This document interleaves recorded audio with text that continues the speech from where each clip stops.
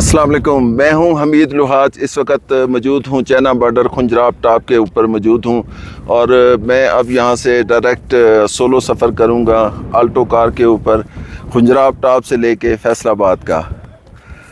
जुड़े रहें मेरे आप इस चैनल से, आपको इंशाल्लाह मज़ा आएगा। इस टूर में मैं खुंजराब टॉप से लेके चैना बॉर्डर से लेके फैसलाबाद के आल्टो कार के अखराजात, इसकी फ्यूल कंजम्पशन और खाने पीने के अखराजात और इससे रिलेटेड जितने भी अखराजात हैं वो सारे मैं आपको इस वीडियो में बताऊंगा। जी मैं अभी निकलने लगा हूँ यहाँ से चैना बॉर्डर से और मैं आल्टो में हूँ और इस वक्त इसका मीटर नोट कर लेते हैं कि ये मीटर कितना चला हुआ है और कैसे है। तो जी ये मेरी गाड़ी, हाँ सॉरी ये, हाँ जी ये चला हुआ है जी 31,096 किलोमीटर। तो अब जाके फैसलाबाद देखेंगे कि ये कितने किलोमीटर जो है ना वो चलती है गाड़ी। और अभी तक जो इसने एवरेज दी है वो 19.7 किलोमीटर की एवरेज है। बाकी डिटेल जो है वो मैं साथ साथ जो है वो बताता जाऊंगा। तो अब निकलते हैं फैसलाबाद की तरफ। तो ये मेरा सफ़र जो है कोशिश करूंगा डायरेक्ट होगा। अगर रात कहीं रुके तो वो भी मैं बताऊंगा कि मैं उस जगह पर कितने बजे पहुंचा और रात को स्टे करने के बाद फिर फैसलाबाद जो है मैं कितने घंटे में पहुंचा। तो चलें जी निकलते हैं फैसलाबाद के लिए। बिस्मिल्लाहिर्रहमानिर्रहीम। या अल्लाह तो खैर का सफ़र करना। मुझे अगर आप लोग सपोर्ट करना चाहें तो मेरे चैनल को लाइक करें और चैनल को सब्सक्राइब करें, वीडियो को शेयर करें, लाइक करें, कमेंट करें और मैं इसी तरह अच्छी अच्छी वीडियो आपके लिए लाता रहूँगा। ये मेरा ख़ुद का शौक़ है। मैंने तो ये पाकिस्तान घूमना है और इंशाल्लाह दुनिया भी घूमनी है और मैं आपको भी इंशाल्लाह दिखाता रहूँगा। ये मेरा मिशन है कि मैंने घूमना फिरना है और मुख्तलिफ़ जो इलाके के कल्चर होते हैं वो कल्चर जो है वो आपको दिखाने हैं और ख़ुद भी देखने हैं और उनको रिकॉर्ड करना है यूट्यूब, फेसबुक, टिकटॉक और इंस्टाग्राम के लिए। तो अभी जो है तकरीबन 5:30 बजे हैं। अब देखते हैं कि सुस्त जो है वो पहला स्टॉप होगा। तो सुस्त में जाके कितना टाइम लगता है, चैना बॉर्डर से डायरेक्ट अगर जाएँ तो कितना टाइम लगता है। और मैं इस वक्त हूँ अपनी इस आल्टो के ऊपर और मैं अब ये छोटे छोटे शॉट बनाऊंगा क्योंकि इस तरह वीडियो बहुत लंबी हो जाएगी। अगर मैं फैसलाबाद तक एक ही वीडियो रखी तो ये बहुत लंबी हो जाएगी। छोटे शॉट होंगे लेकिन ये कि मतलब वाले शॉट होंगे और उसमें कोई ख़ास बात होगी।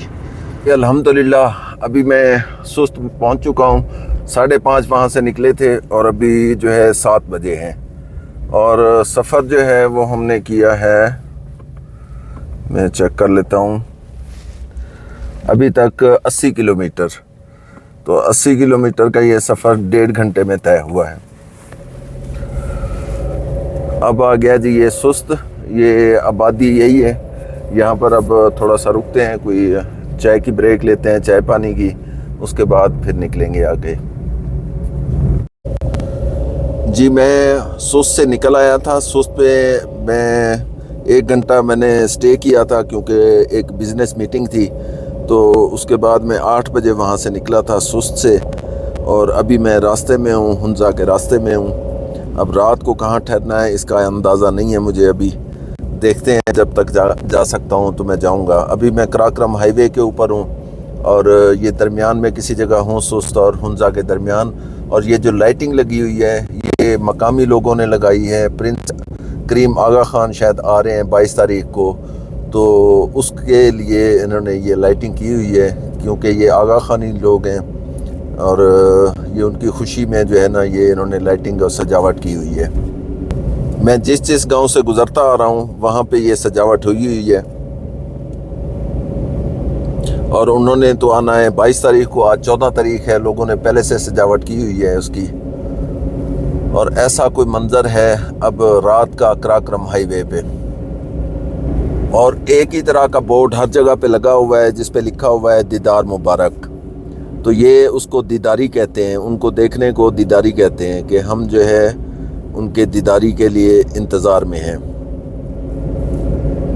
ऊपर ये गालबन गुलमेत गांव आ गया है। यहाँ भी देखें पूरे घर भी सजे हुए हैं और रोड भी सजा हुआ है। हर जगह जो है वो फुल सजावट हुई हुई है। ये देखें लोग जमा भी हैं यहाँ पर, और ये जो है ना हर तरफ सजावट हुई हुई है। जी अभी मैं हूँ हुंजा अलियाबाद में। मैं रात को यहाँ पर सुस्त से यहाँ पर पहुँच गया था और रात को मैंने स्टे किया और टाइम मैं नोट करता जा रहा हूँ। 1.5 घंटा मुझे लगा था खुंजराब टॉप से लेके सुस्त तक, और सुस्त से फिर हुंजा अलियाबाद जो है मुझे लगे थे 1 घंटा 45 मिनट। तो और जो स्टॉप मैंने लिया था उसको मैंने टाइम को जो है वो निकाल दिया है उसमें। तो ये समझें कि 3.25 घंटे या 3.5 घंटे लगते हैं। अगर आप अलियाबाद हुंजा से खुंजराब टॉप जाते हैं तो 3.5 घंटे आप लगा लें, 3.5 घंटे तकरीबन आप लगेंगे। तो मेरा मशवरा ये है कि जो लोग खुंजराब टॉप जाना चाहते हैं या खुंजराब पास जाना चाहते हैं तो वो स्टे जो है वो अपना हुंजा में करें। यहाँ सुबह निकलें और खुंजराब टॉप जाएं, फिर वहाँ से वापस जो है वो शाम को रात को अलियाबाद हुंजा में आ जाएं, क्योंकि ये एक बड़ा शहर है और यहाँ पे मौसम भी बेहतर होता है, क्योंकि सुस्त में मौसम बहुत ज़्यादा ठंडा होता है और यहाँ मोबाइल के सिग्नल और इंटरनेट वगैरह आपको मिल सकता है। तो अब यहाँ से आगे निकलते हैं और आगे मेरा ख्याल है गिलगित में स्टॉप करेंगे या जहाँ भी करेंगे वो मैं आपको साथ अपडेट करता जाऊँगा। और वीडियो के आखिर में मैं टोटल टाइम बताऊँगा, ट्रैवलिंग टाइम कि टोटल ट्रैवलिंग टाइम जो है वो कितना लगा, और कार ने, मेरी आल्टो कार ने फ्यूल की एवरेज क्या दी। तो ये वैसे था हज़ारा होटल। मैं यहीं से नाश्ता करता हूँ, पिछले 3 दिन से मैं यहीं पे नाश्ता कर रहा था। ये हज़ारा होटल है, इनके पास जो है ना वो अंडे वगैरह और पराठे सारा कुछ जो है ना यहाँ पे मौजूद है। और ये है अलियाबाद हुंजा में। तो ये आल्टो खड़ी हुई है, तो अब बस चाय पीते हैं। चाय पीने के बाद जो है फिर निकलते हैं आगे की तरफ। जी अभी इस वक्त मैं हूँ हसनाबाद हुंजा में, और यहाँ पे जो है ये राकापोशी की चोटी जो है वो बड़ी बेहतरीन नज़र आ रही है। मैं जब जाते हुए मैं गया था व्लॉग बनाते हुए, तो उस वक़्त वहाँ पे यहाँ पे बादल थे जिसकी वजह से चोटी नज़र नहीं आ रही थी। और ये हसनाबाद है। वैसे तो ये जो चोटी है ये नज़र आती है राकापोशी व्यू पॉइंट से लेकर और हुंजा तक, ये सारी चोटी जो है ना राकापोशी की नज़र आती रहती है। लेकिन मुझे ज़ाती तौर पे जो बेहतरीन जगह लगती है वो ये वाली लगती है हसनाबाद। आप भी जब आएँ तो यहाँ पर रुक कर ये चोटी जो है राकापोशी की आप देख सकते हैं। मैं आपको जूम करके दिखाता हूँ। ये है चोटी राकापोशी की। तो ये है जी राकापोशी, और ये जनाब आल्टो खड़ी हुई है। अब चलते हैं आगे गिलगित की तरफ। जी अभी तकरीबन 2 घंटे में हम अलियाबाद हुंजा से गिलगित पहुंच गए हैं। 2 घंटे तकरीबन लगे हैं। और अभी जो है हम यहाँ पर आगे एक चौक आएगा, उस चौक से लेफ़्ट हो जाएंगे चिल्लास की तरफ, और राइट साइड पे अगर जाएं तो वो गिलगित सिटी है। तो बहरहाल बेसिकली हम गिलगित सिटी पहुँच गए हैं 2 घंटे में। और टोटल जो ट्रैवल टाइम है ये मैं वीडियो के एंड में बताऊंगा कि फैसलाबाद तक कितना बनता है। लेकिन ये मैं अलियाबाद हुंजा से गिलगित का टाइम बता रहा हूँ। और अभी तक जो हमने सफ़र किया है वो 265 किलोमीटर किया है, खुंजराब पास या चाइना बॉर्डर से लेके गिलगित तक का। ये गिलगित से हम रायकोट तकरीबन जो है 1 घंटे में पहुँचे हैं। और अभी तक जो खुंजराब पास से है, खुंजराब पास से लेकर इधर रायकोट ब्रिज तक 335 किलोमीटर हमने कवर कर लिया है। और ये रायकोट वो ब्रिज है जहाँ से फेरी मेडोज़ को रास्ता जाता है। जी मैं अभी पहुंच गया हूं गिनी। ये गिनी आता है तकरीबन, अभी हमने जो सफ़र है वो गिलगित से 2 घंटे का कर लिया है और तकरीबन 378 मेरा ख़्याल है टोटल हमने किया है। जो हम खुंजराब पास से अगर लगाएं तो 378 किलोमीटर ग़ालिबन हमने किया है। तो ऐसी कोई सूरत हाल है। यहाँ पे थोड़ी सी ब्रेक ली है, खाना खाते हैं, खाना खा के, और ये स्टॉप है कराक्रम हाईवे के ऊपर गनी। तो यहाँ पे जो है ना होटल वगैरह हैं, ट्रक और बसें और कारें जो हैं यहाँ पर रुकती हैं। तो खाना खाते हैं, खाना खा के तो फिर निकलेंगे। और ये आल्टो पहुँची हुई है, फ़िलहाल जो है कोई मसला पेश नहीं आया। और टोटल किलोमीटर और टोटल टाइम जो है ना वो मैं कैलकुलेट करके तो बाद में बता दूँगा। अभी गिलगित से यहाँ 2 घंटे में पहुँचे हैं। अब खाना जो है हमारा आ चुका है होटल पे, और ये उन्होंने मिक्सा दिया है कुछ। ये रोटी है तंदूर वाली, ये कीमा है, और ये आलू गोश्त है ग़ालिबन, और ये नमकीन गोश्त है, और साथ इसके सैलड है। तो ऐसा कुछ है यहाँ पे गिनी में। तो ये खाना खाते हैं, खाना खा के तो फिर चाय पियेंगे, चाय पी के फिर निकलते हैं। जी मैं खाना खा के वहाँ से निकल आया गिनी से, और अब चिलास आने वाला है। ये जो रोड है मैं आपको दिखा रहा हूँ, ये बाबूसर को जा रहा है। बाबूसर नारायण कागान से होता हुआ ये मनसेरा मोटरवे पे चढ़ जाता है, लेकिन ये रोड अभी बंद है बर्फ़ की वजह से, और अंदाज़ा ये है कि ये 25 मई या 26 मई को खुलेगा। तो हमें जो है ना ये कराक्रम हाईवे से कोहिस्तान वाले रास्ते से जाना पड़ेगा। तो ये अभी चलते हैं कोहिस्तान वाले रास्ते से, अभी बस चिलास आएगा। तो चिलास के बाद जो है फिर ये कोहिस्तान का रास्ता लेते हुए तो हम इंशाल्लाह आगे चलते जाएंगे।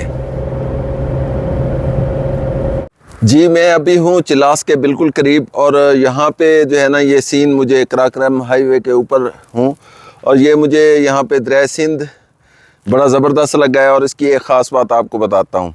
जैसा कि आप जानते हैं कि ये शेर दरिया है। ये देखें कि ये जहाँ पे मिट्टी निकली हुई है, तो ये सारा जो है ना ये दरिया किसी टाइम में यहाँ भी बहता होगा, और ये कम से कम उससे 20, 25 या 30 फुट ऊंचा है। ये जहाँ पर रेत निकली हुई है ग्रीन दरख्तों के साथ, तो ये जो एरिया है अगर इसको दरिया से अभी मौजूदा लेवल से देखें तो ये तकरीबन 30 फुट ऊंचा होगा। इसका मतलब है 30 फुट इससे ऊंचा भी दरिया यहाँ पे बहता रहा है। किसी टाइम पे बहा होगा, किसी टाइम पे कभी कम कभी ज़्यादा, ये तो होता है दरियाओं का, लेकिन यहाँ पे दरिया इस लेवल पे लाजमी पहुँचा होगा। तो चलते हैं जी अब आगे। आल्टो हमारी रेडी है, निकलते हैं। हम पहुँच चुके हैं जी चिलास, और चिलास जो है ना गिलगित से चिलास हम पहुँचे हैं 2 घंटे और 15 मिनट में। इसमें जो है स्टॉप ओवर टाइम नहीं है, जो मैंने स्टॉप किया है वो टाइम इसमें शामिल नहीं है। ये अभी हम चिलास से आगे हैं और दासू के दरमियान है। अभी भाषा भी आने वाला है, भाषा डैम वो भी आने वाला है, और यहाँ पे कुछ इस तरह का मंज़र है दरिया सिंध पे।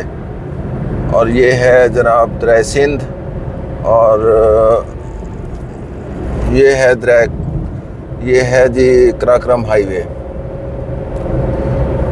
ऐसे यहाँ पर कुछ सीन है। और एक दो चीज़ें मैं आपको बताना चाहूँगा। हाईवे पे हमेशा उस होटल पे रुक कर खाना खाएं जहाँ पर ट्रक वालों का ज़्यादा रश हो।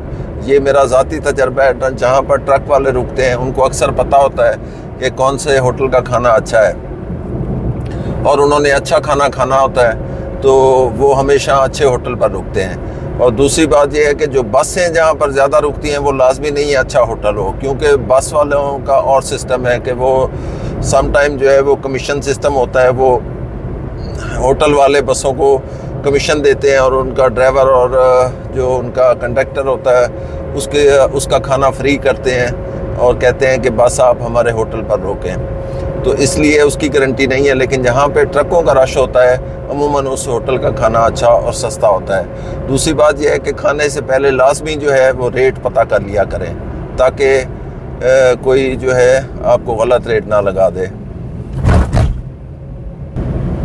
ये मशीनरी आपको अगर नज़र आ रही हो कैमरे में, तो ये मशीनरी लगी हुई है, और दरिया सिंध के किनारे जो है वो लोग मकामी लोग जो है वो सोना निकाल रहे हैं।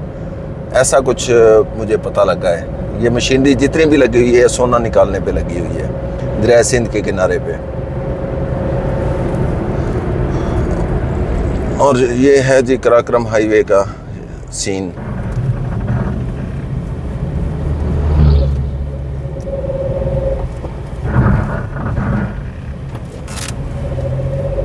जी अभी मैं इस वक्त हूँ थोर, और ये थोर जो है ये चिलास के बाद आता है और ये भी गिलगित बल्तिस्तान है, लेकिन मुझे लगता है कि ये जो है बाउंड्री है गिलगित बल्तिस्तान और KPK की।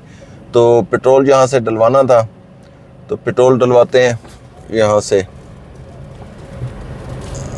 ऐसा कुछ पेट्रोल पंप है थोर नाले का।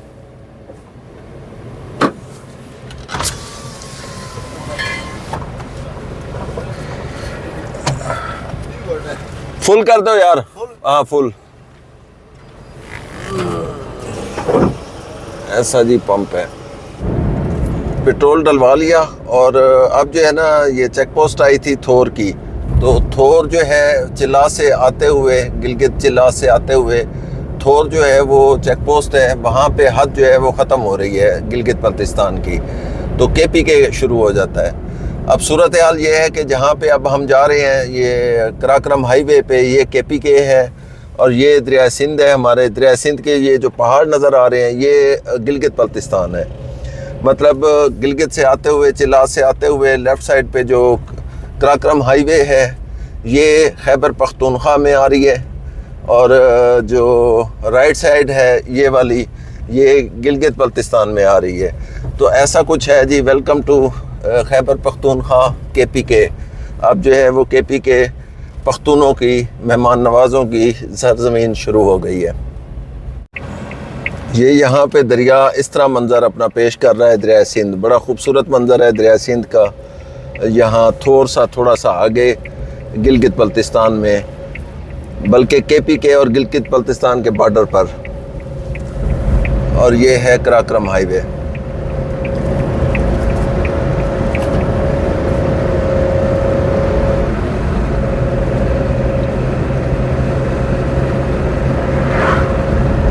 जी इस वक्त मैं शतियाल पहुंच गया हूं, और मुझे जो है चिल्ला से यहाँ पे आने में लगे हैं 2 घंटे।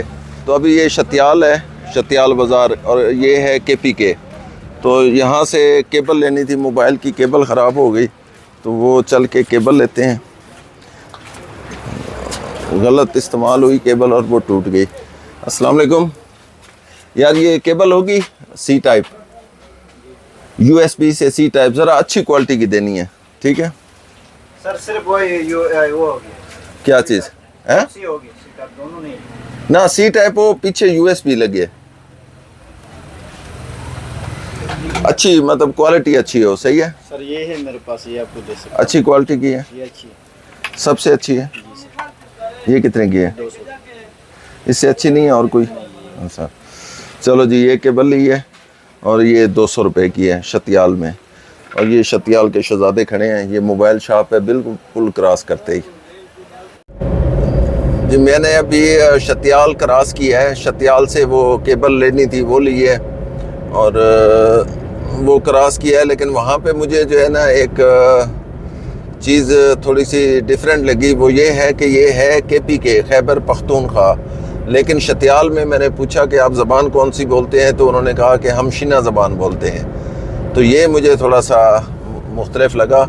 और ये दरिया सिंध हमारे साथ साथ चल रहा है, तो वो उन्होंने कहा कि जी हम शिना बोलते हैं। तो इसके बाद शतियाल के बाद आगे आएगा समर नाला, समर नाला के बाद फिर कुछ जगह आएंगी, उनका नाम मुझे एग्जैक्टली याद नहीं है अभी, वो जैसे आएंगी तो मैं आपको बताऊंगा। तो अभी समर नाले पे ब्रेक लेंगे और वहाँ पे कुछ चाय शाय पियेंगे, फिर उसके बाद जो है ना आगे जाएंगे। जी मैं पहुँच गया हूँ समर नाला, और शतियाल से समर नाला मुझे लगा है आधा घंटा, चिल्ला से आप लगा लें कि ये 2.5 घंटे बनते हैं। तो बाकी पीछे की जो डिटेल है वो सारी मैं वीडियो में बताता आया हूँ, और वीडियो के एंड पे बताऊँगा कि टोटल ट्रैवल टाइम कितना है। इसमें जो स्टॉपेज टाइम है वो मैं उसमें काउंट नहीं कर रहा। स्टॉपेज टाइम मसलन खाना खा लिया या रोड ब्लॉक था या मतलब चाय की वजह से रुक गए, तो वो मैं टाइम इसमें कैलकुलेट नहीं कर रहा। तो ये वीडियो के एंड पे फिर मैं बताऊंगा कि टोटल टाइम जो है वो कितना लगा। तो अभी बहरहाल ये समर नाला है, समर नाला तक जो है वो रोड है, समर नाला से लेके गिलगित हुंजा सारा रोड ठीक है और ख़ूबसूरत ये नाला है। लेकिन समर नाला से दासू सबसे गंदा रोड जो है वो समर नाला से दासू का है। और यहाँ पे जो है ना कुछ इस तरह का मंज़र है समर नाला का। और जो भी गाड़ियाँ आती हैं वो समर नाला लाजमी स्टॉप करती हैं, ख़ास तौर पर जब वो कोहिस्तान से या बिशाम वगैरह से आ रही होती हैं, क्योंकि वो बहुत ज़्यादा गंदा रोड है। समर नाला से दासू डैम का एरिया है और इस एरिया में जो रोड है वो बहुत ज़्यादा गंदा है। तो मेरा ख्याल है 10 की स्पीड पे जो है ना गाड़ी चलती है, फिर कभी रुक जाती है, फिर चलती है, फिर कभी रुक जाती है। तो इस तरह का कुछ सीन रहता है। तो अभी यहाँ पे चाय की ब्रेक लेते हैं, चाय पीते हैं और फिर उसके बाद आगे का सफ़र जारी रखते हैं। समर नाला से मैं निकल आया हूँ और अब ये जो है ना अपर कोहिस्तान है, इसका जो हेडक्वार्टर है वो दासू है और दासू डैम भी इसी एरिया में बन रहा है। तो यहाँ अभी रोड ठीक है, समर नाला के फ़ौरन बाद ये मैं वीडियो बना रहा हूँ, लेकिन थोड़ी देर बाद इधर रोड बहुत ज़्यादा ख़राब हो जाएगा और मेरा ख्याल है रोड बंद भी हो चुका है।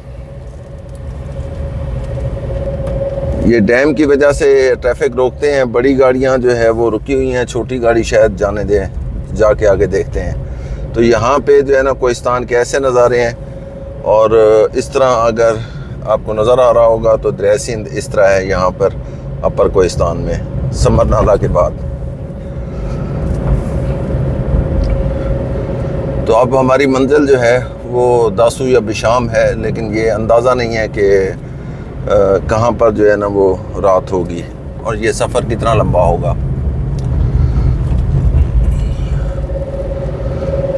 बड़ी गाड़ियाँ सारी रुकी हुई हैं, ये बड़ी मुसीबत है। 3-3 घंटे के लिए जो है वो ट्रैफिक बंद कर देते हैं, फिर खोलते हैं, फिर बंद कर देते हैं और इस तरह जो है ना वो चलता रहता है दासू से समर नाला के दरमियान।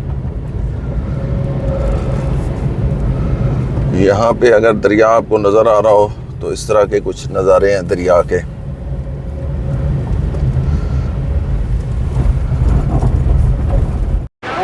ये है दरिया सिंध समर नाला के फ़ौरन बाद और ये है KKH और ये हालात हैं कि यहाँ पे जो ट्रैफिक है वो ब्लॉक है और ये बंदा देखें कितना ख़तरनाक जगह पे खड़ा हुआ है। ये अब ये गिरेगा तो सीधा दरिया में जाएगा। तो ऐसा जो है ना कुछ नज़ारा है और KKH बंद है और अमूमन जो है ये 3 घंटे के लिए बंद करते होते हैं। ये लोग सारे खड़े हुए हैं इंतज़ार में, इस तरह कुछ सीन है। वो आगे देखें कहाँ तक ये बंद है, ये सारी ट्रैफिक जो है ना बंद है।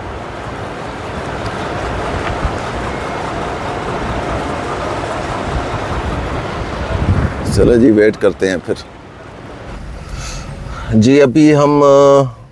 अभी मैं पतन और बिशाम के दरमियान हूँ जिलाला के मकाम पर और जिलाला में जो है ये लैंडस्लाइड हुई थी और ये सारा रास्ता जो है ना बंद है और बड़े बड़े पत्थर जो है ना आए हुए थे।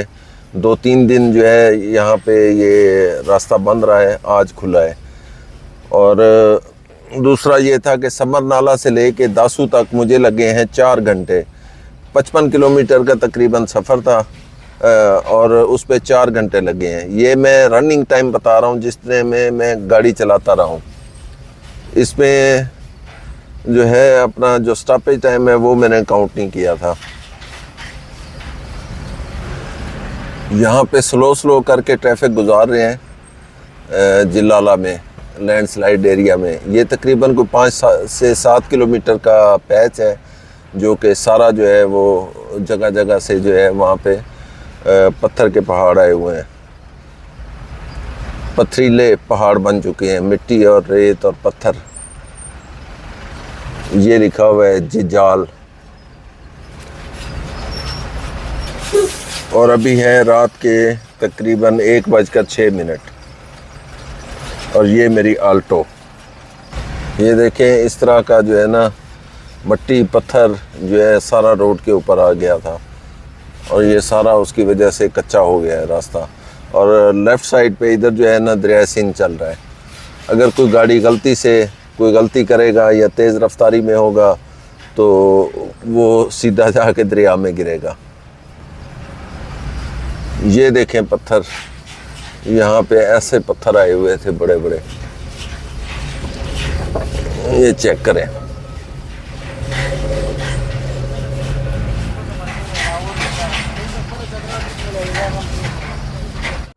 अस्सलाम वालेकुम। एक नई सुबह में रात का सफ़र जो था वो बहुत थकावट वाला था, चिल्लास से लेके और ख़ास तौर पर जो है समर नाला से लेके और बिशाम तक का। आज जैसा कि आप जानते हैं कि बिशाम एक बड़ा शहर है और खाना पीना सारा कुछ जो है, होटल वगैरह भी अच्छे हैं यहाँ पे, इंटरनेट और बाकी चीज़ें भी ठीक हैं, तो निस्बतन बेहतर समझा जाता है इसको बिशाम को और चिल्लास को।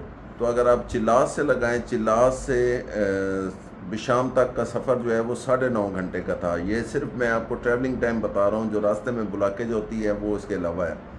तो ब्लॉकेज भी 3-4 जगहों पे, बल्कि काफ़ी जगहों पे है, जगह जगह पे चेक पोस्टें हैं। उसके बाद वो चाइनीज़ के लिए वो आते जाते हैं चाइनीज़, तो फिर उनके लिए वो रोड ब्लॉक कर देते हैं, 3-3, 4-4 घंटे वो ब्लॉक रहता है। और दूसरी बात ये है कि पत्तन से लेके उसके दरमियान, पत्तन और बिशाम के दरमियान एक जिलाला जगह आती है, तो वहाँ पे लैंडस्लाइड हुई थी 6-7 किलोमीटर के एरिया में, जगह जगह पे लैंडस्लाइड हुई थी। तो उस लैंडस्लाइडिंग की वजह से भी जो है ना, एक तरफ से गाड़ियाँ जाती हैं, फिर वो दूसरी तरफ बंद करते हैं, फिर दूसरी तरफ की आती हैं, तो इस तरह की कोई सूरत हाल है। तो बड़ा जो है ना तकलीफ़ दे ये सफ़र था रात का। तो रात को मैं तकरीबन कोई 4 बजे इस होटल पे बिशाम पे पहुंचा था, 4 बजे सोया और अब 11 बजे उठा हूँ। तो बहरहाल इस सारी वीडियो में बताने का मकसद ये है कि अभी जो ये सफ़र है गिलगित बल्तिस्तान का, ये ख्वारी वाला सफ़र है। अगर आप इधर से बिशाम से आप जाते हैं, मतलब कराक्रम हाईवे से जाते हैं, तो ये वाला जो पैच है ख़ास तौर पर समर नाला से लेके और बिशाम तक का, ये सारा जो रोड है ये सारा ख़राब है। तो चलें जी, अब मैं वीडियो के एंड में फिर बताऊंगा कि टोटल टाइम और ख़र्चा वो एंड पे बताऊंगा। अभी ये बिशाम है या के खैबर पख्तूनख्वा KP के। अब चलते हैं और चल के नाश्ता करते हैं, उठा भी मैं लेट हूँ, तो फिर उसके बाद निकलते हैं फैसलाबाद की तरफ। ये देखें जी, ऐसा है कोई बिशाम का सीन, और ये रोड है, मेन रोड, यही रोड जो है वो फिर जा रहा है गिलगित बल्तिस्तान को, या आप कहीं और जाना चाहते हैं। तो ये ऐसा है गिलगित बल्तिस्तान से आते हुए बिशाम का स्टॉप। तो यहाँ पे पश्तो ज़ुबान बोली जाती है, खैबर पख्तूनख्वा है ये। अब यहाँ पे एक है मशहूर क्वेटा होटल, तो क्वेटा होटल में जाएंगे और जाके जो है नाश्ता करते हैं। ये आ गया जी हमारा क्वेटा होटल।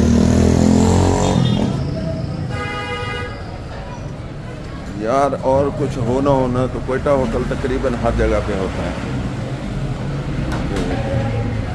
ऐसा है कुछ क्वेटा होटल।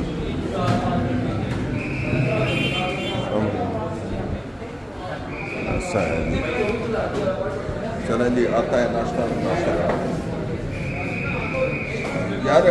वो ऑमलेट है, हाँ?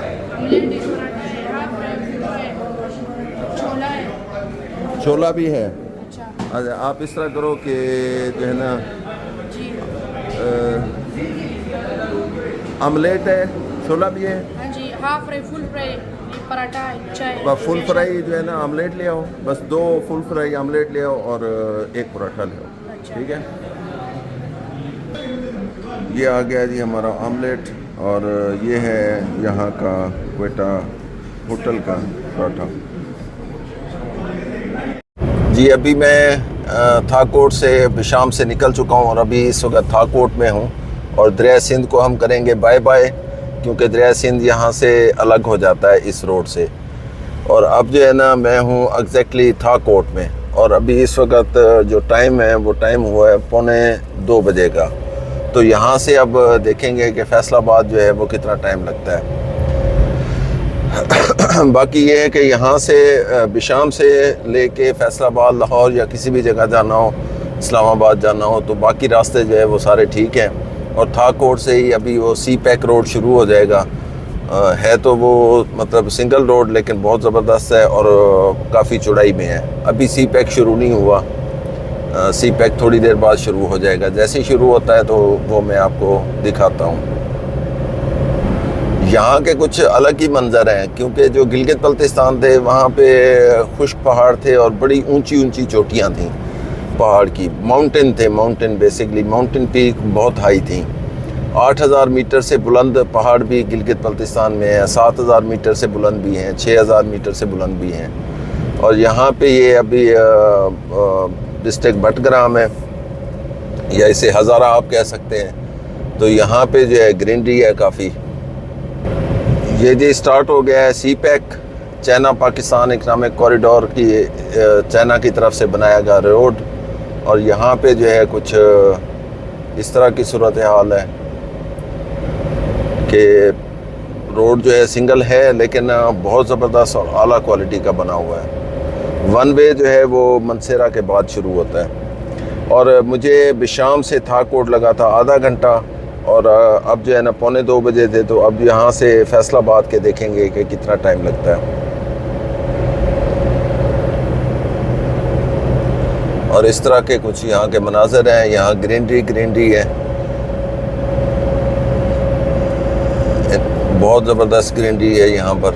और ये मेरा ख्याल है हमें ये एबटाबाद तक जो है ना मिलेगी ऐसे ही ग्रीनरी।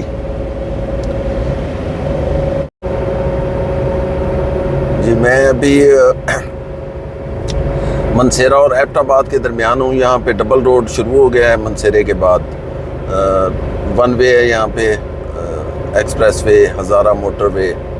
तो यहाँ पे कुछ मंजर जो है ऐसा है एबटाबाद के सराउंडिंग में। एक चीज़ और है कि एबटाबाद की हाइट मनसेरे से ज़्यादा है, और मौसम भी जो है एबटाबाद का ठंडा होता है मनसेरे की निस्बत। तो ये एबटाबाद जो है ये हाइट के ऊपर है। मुझे ज़ाती तौर पे एबटाबाद बहुत पसंद है, क्योंकि एबटाबाद नीट एंड क्लीन है, साफ़ सुथरा है।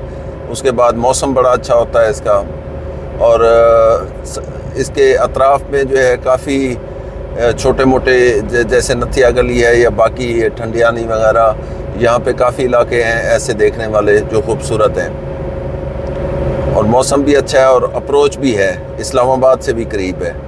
तो मुझे ज़ाती तौर पे एबटाबाद काफ़ी पसंद है। यहाँ पर एबटाबाद के कुछ ऐसे मनाजिर हैं। अब एबटाबाद की टनल आने वाली है। ये आगे जी एबटाबाद की टनल, ये इसकी 2 टनल है।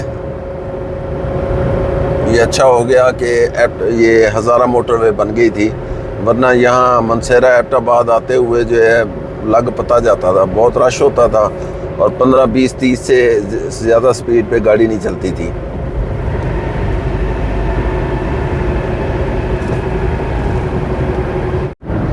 Welcome to Islamabad.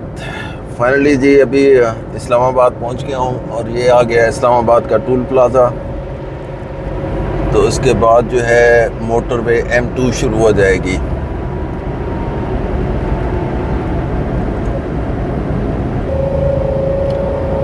ये जी M2 शुरू हो गई, इस्लामाबाद लाहौर मोटरवे।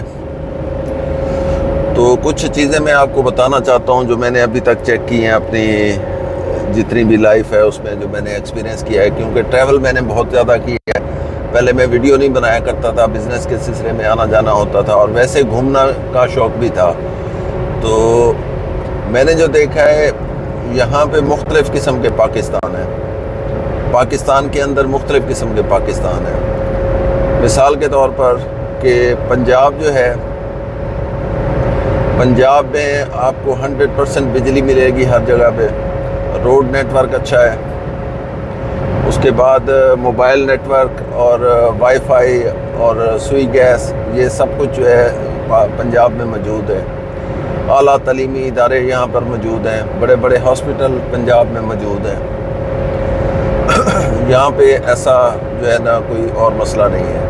उसके बाद आ गया जी गिलगित बल्तिस्तान। वहाँ पे रोड बहुत अच्छे हैं, रोड अच्छे हैं, लेकिन मोबाइल नेटवर्क वो नहीं है सही, इंटरनेट सही नहीं है, बिजली तकरीबन आप ये समझें कि 24 घंटों में 6 से 7 घंटे होती है और बाकी जो है ना बिजली नहीं होती। इसके अलावा हॉस्पिटल अच्छे नहीं हैं वहाँ पे, स्कूल कॉलेज अस्पताल ये नहीं है।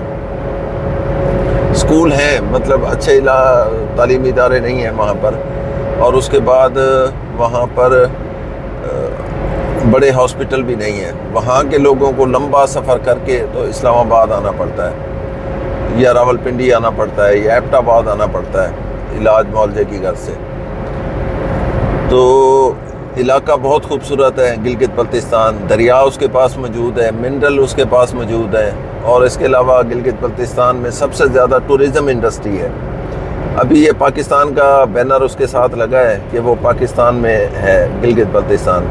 अगर वो अलग होता तो शायद मेरा ख्याल है कि सबसे ज़्यादा उसकी इनकम जो है वो टूरिज़म से होती, क्योंकि सबसे दुनिया की सबसे बड़ी ऊंची और लंबी पीक जो है, ऊंची हाइट वाली 8000 मीटर से ज़्यादा बुलंद चोटियाँ वहाँ पर है। K2 है, और उसके बाद नागा पर्वत है, राका पोशी है, और काफ़ी जो है ना वहाँ पर मशबरम है। तो इसी तरह काफ़ी जो है ना वहाँ पर चोटियाँ हैं ऊंची ऊंची। इसके अलावा और इंटरनेशनल एयरपोर्ट अगर वहाँ पे बने और ये पाकिस्तान का लेबल ना लगाओ, क्योंकि पाकिस्तान का लेबल के साथ वो ऐसा होता है कि धमाका जो है वो बलूचिस्तान में हो, किलिंग बलूचिस्तान में हो या किसी भी जगह पे हो, तोरखम में हो या कहीं भी हो, तो वो आता है कि पाकिस्तान में ब्लास्ट हुआ। जो गोरे मुझे मिले हैं उन्होंने कहा है कि हम तो न्यूज़ में ये देखते हैं वहाँ पे ब्लास्टिंग हो रही है, बम फट रहे हैं, तो वो तो पूरे पाकिस्तान को गिनते हैं। हालांकि गिलगित बल्तिस्तान बहुत पुरअमन और पुरसकून है, वहाँ पे चोरी डकैती राजनी इस तरह के कोई मसाइल नहीं है, रोड सेफ्टी है, रोड का कोई मसला नहीं है, लोग वहाँ पे अच्छे हैं, क्राइम रेट वहाँ पर नहीं है गिलगित बल्तिस्तान में। लेकिन बिजली ना होने की वजह से, बुनियादी सहूलतें ना होने की वजह से वो तरक्की नहीं कर सकता। उसके बाद आ जाते हैं KPK पे। तो KPK जो है वहाँ पे आप ये समझें कि 24 घंटे में 6 घंटे या 8 घंटे लाइट नहीं है, बाकी है, और वो भी पूरे KPK में मुख्तलिफ है। किसी जगह बिल्कुल 14 घंटे 18 घंटे लाइट नहीं है, और किसी इलाके में जो है वो 18 घंटे लाइट है और 6 घंटे नहीं है। तो इस तरह की सूरत हाल है KPK की। वहाँ पे मोबाइल नेटवर्क बेहतर है और वाईफाई इंटरनेट जो है वो अवेलेबिलिटी है वहाँ पे। हॉस्पिटल भी बड़े मौजूद है, बड़े तालीमी इदारे भी मौजूद है, बड़ा एयरपोर्ट भी मौजूद है उनके पास। तो उसकी सूरत हाल कुछ बेहतर है। उसके बाद आ जाएँ बलूचिस्तान। तो बलूचिस्तान बड़ा खूबसूरत है और लोग उसके बहुत अच्छे हैं, लेकिन सबसे बड़ी बात यह है कि वहाँ पर ना बिजली है और ना इंटरनेट है, ना हॉस्पिटल है, ना कॉलेज है, ना यूनिवर्सिटीज़ हैं। वहाँ पे कोई बुनियादी ज़रूरतें जो होती हैं वो नहीं है। रोड नेटवर्क बिल्कुल ना होने के बराबर है, चंद बड़े रोड को छोड़ के। और बिजली तो है नहीं वहाँ पे, सुई गैस भी नहीं है, अगर है तो बड़ी कम है, सिर्फ क्वेटा तक या बड़े शहर तक महदूद है। जो बाकी उसके इलाके सारे बिजली से, गैस से, हॉस्पिटल से, इन चीज़ों से महरूम है, बड़ी यूनिवर्सिटियों से महरूम है। तो बलूचिस्तान में काफ़ी मिनरल हैं, खूबसूरत इलाका है बलूचिस्तान, लोग बहुत अच्छे हैं, मेहमान नवाज हैं, लेकिन बदकिस्मती है कि वहाँ पर ये मसाइल हैं। तो सिंध है, तो सिंध में जो सारी तरक्की है वो कराची के अंदर अंदर ही है। कराची से हटे तो फिर ऐसे लगता है कि बंदा किसी बहुत ज़्यादा पसमानदा इलाके में आ गया है। तो ऐसी सूरत हाल है। सिर्फ पोर्ट होने की वजह से कराची को फ़ायदा है कि कराची जो है वो उसको वहाँ से रेवेन्यू मिल जाता है या उसके पास सी पोर्ट है, तो ये उसको कराची को फ़ायदा है, सिर्फ कराची को। बाकी सिंध जो है वो भी महरूम है। तो ऐसी सूरत हाल है। ये है हमारा पाकिस्तान। ये आ गया हमारे इस्लामाबाद लाहौर मोटरवे का सबसे खूबसूरत एरिया कलर कार। यहाँ पे जो है वो कारों की स्पीड 40 है, बड़ी HTV की जो है वो 30 है। उसकी वजह ये है कि यहाँ पे अक्सर जो है एक्सीडेंट हो जाते हैं। बड़ी उतराई बहुत सख्त है इस्लामाबाद से आते हुए और लाहौर को जाते हुए, और बसों को जो है वो कन्वे की शक्ल में लाते हैं। आगे पुलिस की गाड़ी होती है और पीछे जो है सारी बसें होती हैं। ये है मेरा प्यारा पंजाब।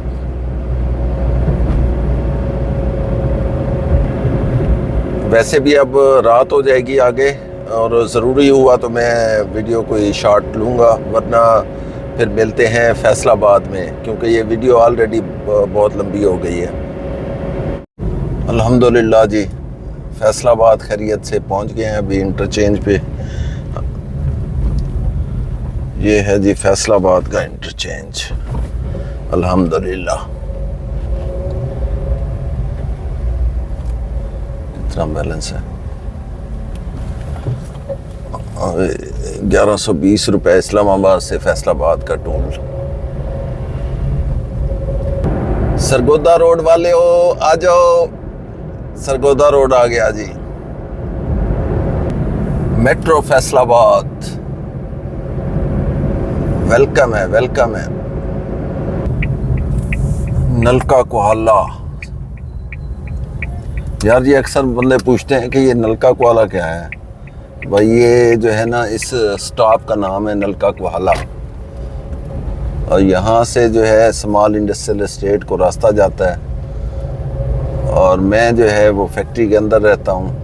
मेरी फैमिली जो है वो लिया में है। आवाज़ आना शुरू हो गया है जी, 30 किलो, 30 किलो, और स्पीकर पे लगा हुआ है। ये आवाज़ें मैंने गिलगित बल्तिस्तान में नहीं सुनी। 30 किलो, 30 किलो। ये आ गई जी अपनी फैक्ट्री। अब चौकीदार मुझे देखेंगे बड़े दिनों बाद, तो क्या उनका रिएक्शन होगा।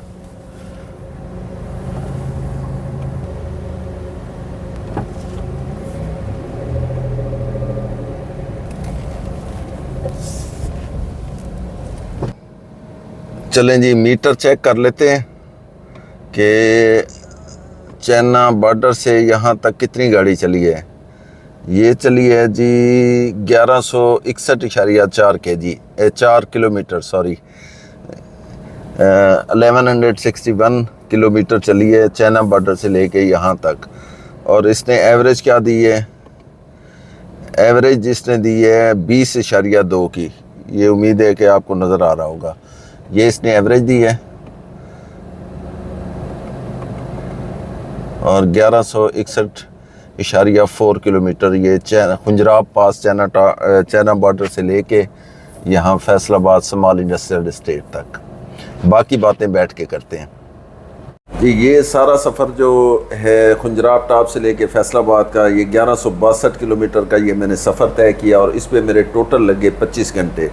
और पेट्रोल की आल्टो की एवरेज आई 20.2, और पेट्रोल इस पे लगा 57.50 लीटर, 57.5 लीटर इस पर पेट्रोल लगा। तो बाकी इसको कैलकुलेट आप ख़ुद कर सकते हैं रेट के हिसाब से। तो ये करंट सूरत हाल और एक्चुअल सूरत हाल है। मिलते हैं इंशाल्लाह नेक्स्ट व्लॉग में, तब तक के लिए अल्लाह हाफ़िज़।